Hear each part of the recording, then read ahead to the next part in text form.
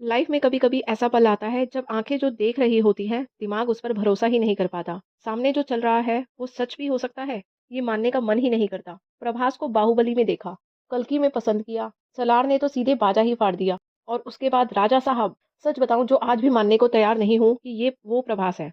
लगता है किसी ने उनकी डुप्लीकेट चिपका दी है या फिर ये किसी ने भयानक मजाक किया है, क्योंकि ये इंसान ऐसी गलती नहीं कर सकता। फिल्म का रिव्यू बाद में जाएगा। पहले प्रभास को अपनी पूरी टीम को नौकरी से निकाल देना चाहिए। जो लोग ऐसी स्क्रिप्ट्स लेकर आते हैं, वो स्टार नहीं करियर की चिता सजाते हैं।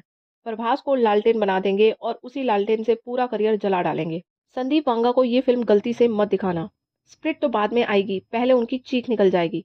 2026 ढंग से शुरू हुआ था, लेकिन लगता है साल की सबसे खराब फिल्म हमें पहले ही मिल चुकी है। इससे खराब अगर कुछ बना तो भाई हाथ ही कटवाना पड़ेगा। दोबारा ऐसी फिल्म बनी तो 2026 में ही दुनिया खत्म। नाम है द राजा साहब। नाम में राजा, काम में पूरे चोरों वाले। जिस सीन पर फिल्म बेची गई, वही सीन मेन फिल्म से गायब कर दिया। घटिया गाने दिखाना अलाउड है, लेकिन जिस सीन से थोड़ी उम्मीद थी वो थिएटर में नदारद है। वाह मेरे गरीबों के क्रिस्टोफर नॉलन। ओम राउत, माफ कर दो भाई, हमने तुम्हें बहुत गलत समझा था। राजा साहब के सामने तो आदि पुरुष को ऑस्कर मिलना चाहिए। अगर आप उस फिल्म से डर गए थे तो इस वाली के बाद तो आप मर ही जाओगे। चलो मैं आपको थोड़ी इंटरेस्टिंग तरीके से कहानी समझा देती हूँ, क्योंकि फिल्म वालों ने तो कहानी को कबाड़ ही कर दिया है। 500 का नोट, एक मरे हुए आदमी की अस्थियां, जंगल के बीच जादुई हवेली, साइको डॉक्टर और 60 साल पहले गायब हुआ एक इंसान। इन सबको जोड़ता है राजा साहब, जो अपनी भूलने की बीमारी से जूझ रही दादी को खुश करना चाहता है और अपने 1960 में गायब हुए दादाजी से मिलवाना चाहता है। अब दादाजी कोई मामूली इंसान तो है नहीं, इंसान कहूं भी या नहीं, शैतान ज्यादा फिट बैठता है। वरना जंगल के बीच महल बनाकर परिवार छोड़कर 60 साल अकेले कौन रहता है भाई। दादा दादी की लव स्टोरी अधूरी रह गई, लेकिन राजा साहब की किस्मत में लव ट्रायंगल नहीं, पूरा मैथ्स आ गया है। तीन तीन हीरोइंस, रोमांस को गोली मारो। उल्टा ये सोचो कि इंसानों की कहानी में भूत कहाँ से आ गया और अचानक सेट बाहुबली में क्यों बदल दिया गया। 3 घंटे 3 मिनट की फिल्म में 3 सेकंड का सीन भी रियल नहीं लगता, सब ग्रीन स्क्रीन पर चिपका हुआ। काश कोई नकली प्रभास किराए पर मिल जाता तो असली वाला इस बेइज्जती से बच जाता।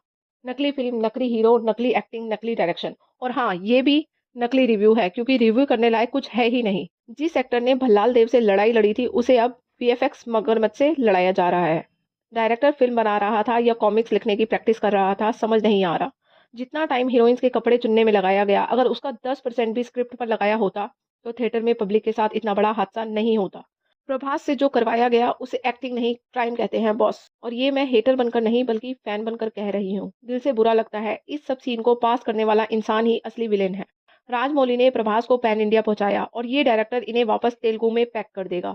विलेन की बात आई तो संजय दत्त यहाँ क्यों है? डराने के लिए, इंटरेस्ट के लिए, लेकिन कर क्या रहे हैं? इतना फालतू नेगेटिव कैरेक्टर की कहानी पर कोई असर ही नहीं।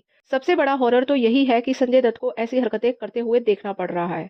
कॉमेडी की तो बात ही मत करो, खासकर हिंदी डबिंग। डायलॉग्स ऐसे कि कान से खून निकल जाए। हंसी आती है खुद पर कि पैसे देकर ये सब देखा। ये डायलॉग शायद हाथों से नहीं, मजबूरी में लिखे गए होंगे।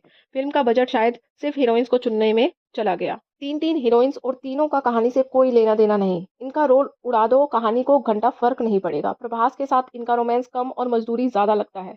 बिना सिर पैर की फिल्म है, जिसमें कोई 3 घंटे झेल ले वो शायद इंसान नहीं, उसके सीने में दिल नहीं, क्योंकि शीशा हो या दिल, ऐसी फिल्म देख के टूट ही जाता है। बाकी फिल्मों में अक्सर नेगेटिव ढूंढना पड़ता है, लेकिन राजा साहब में पॉजिटिव कहाँ से लाऊं, इसका मेरे पास कोई जवाब नहीं है। मेरी तरफ से इस मूवी को रेटिंग 5 में से सिर्फ 1 या फिर सिर्फ अंडा। ऊपर से पार्ट 2 को अनाउंस कर दिया। अगर 1% भी चांस है कि वो फिल्म बने तो दुनिया को आज ही खत्म कर दो भाई।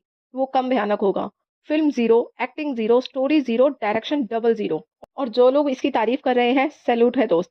दिन में 5 बार देखो और प्लीज मेरे पेज पर आकर कमेंट करके बताओ आपको मूवी कैसे लगी। अगर इसी तरीके से आप मूवी को देखने से पहले उसके बारे में सच सुनने में इंटरेस्टेड हैं तो प्लीज हमारे चैनल को सब्सक्राइब कीजिए। Thank you.